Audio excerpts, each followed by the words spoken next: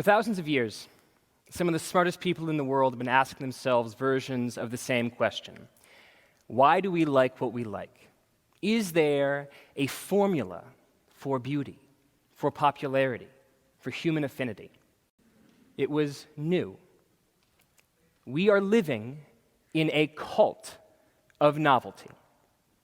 Companies want us to like new things, to buy new things, to crave new things.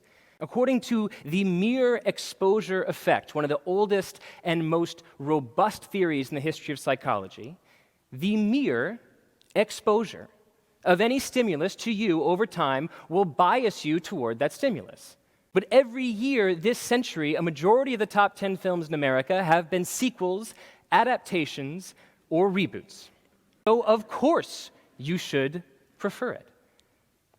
So the question before us today is, how do you balance familiarity and surprise in such a way as to design hits, to design things that people love?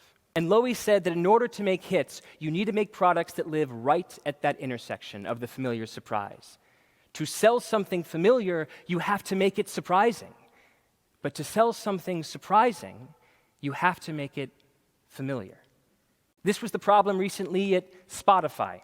Spotify, obviously the famous streaming music company, which was developing its app, which probably many people in this audience have used, called Discover Weekly.